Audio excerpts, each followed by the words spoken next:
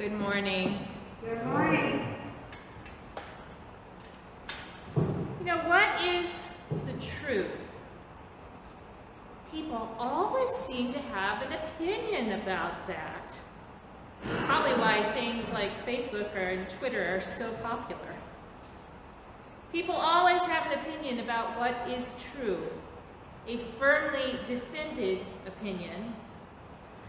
Let's take the issue, for example, of wearing a face covering during this COVID-19 pandemic as an example of something that people have an opinion on and they know it's the truth. How to wear your mask. Like this. Like this. Like this. Like this. Like this.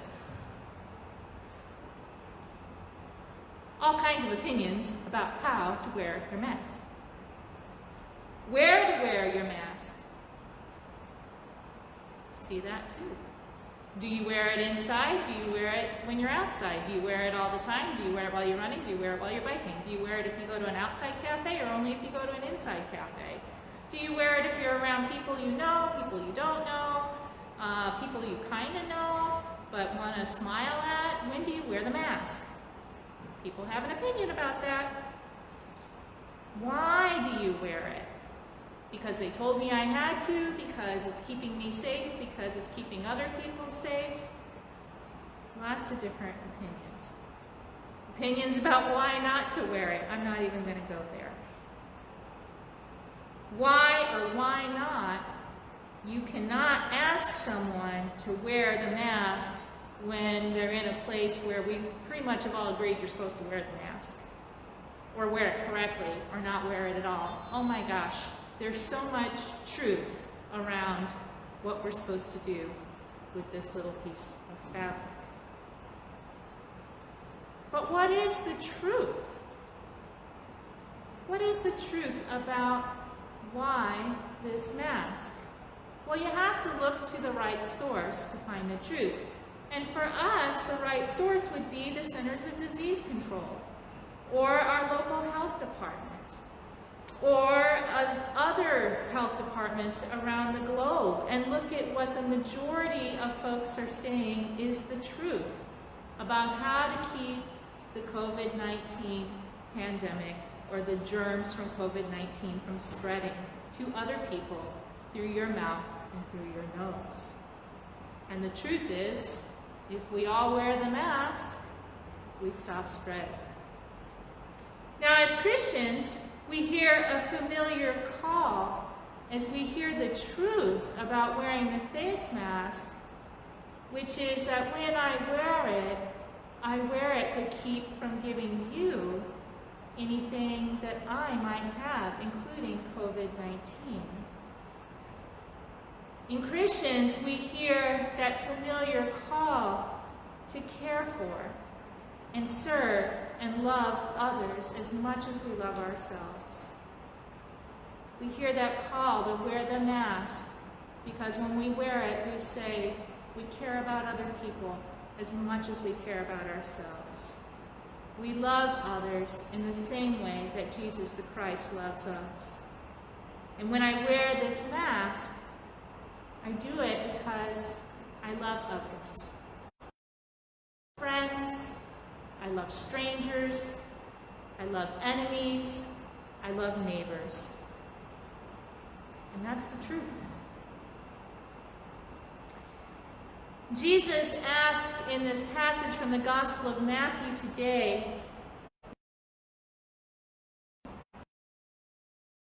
accept the truth of my way, which is the way of God and the will of God.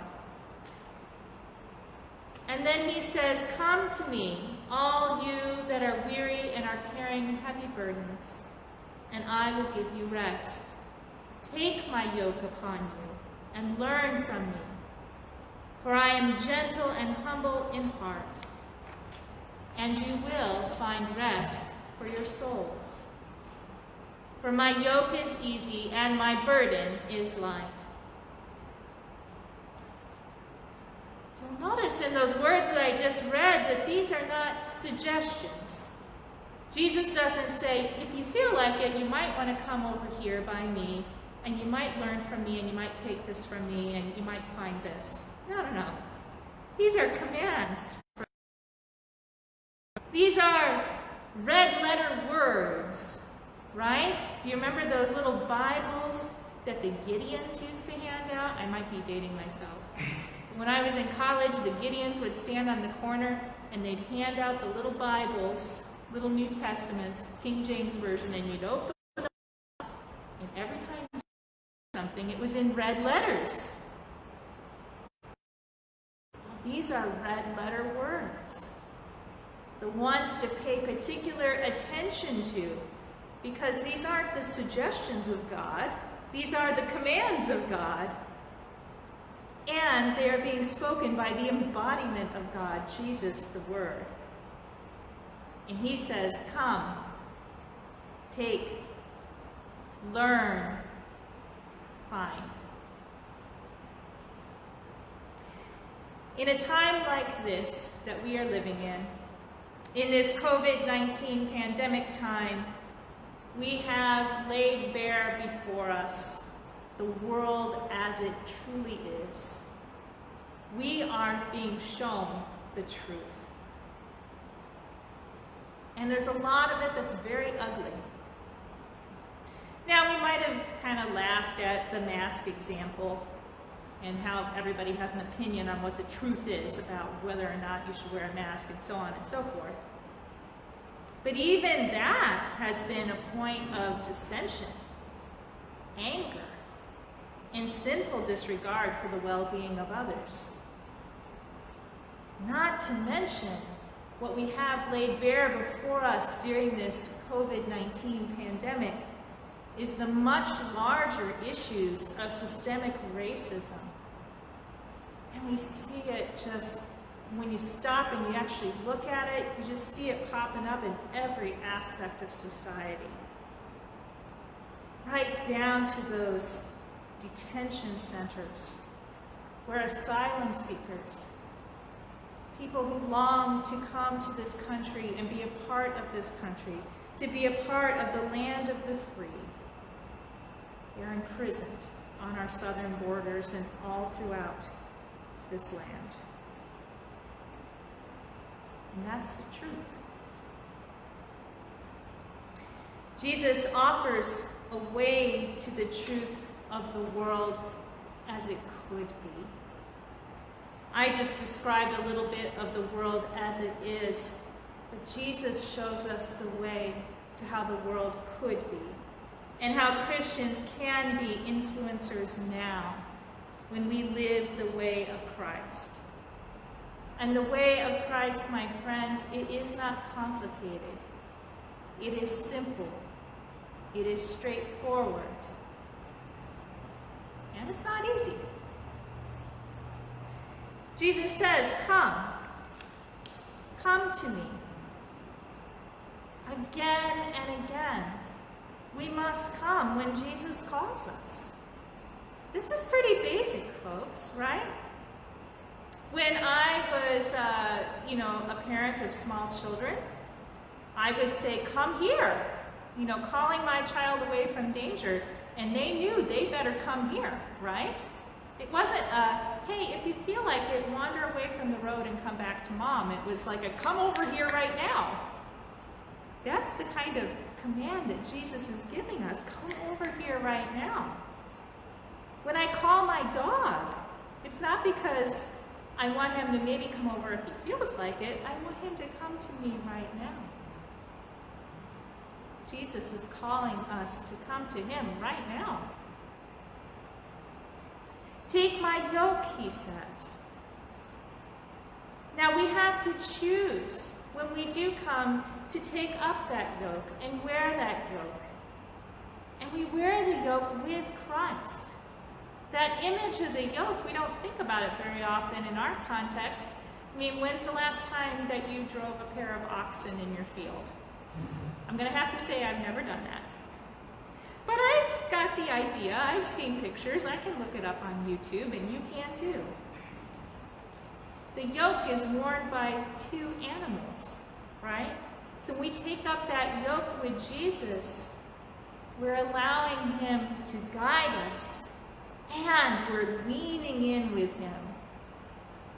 We have to lean in together. The two oxen can't go their individual ways. They have to work together. And that's what Jesus is inviting us to do. Come, take my yoke, work with me. Learn from me, says Jesus.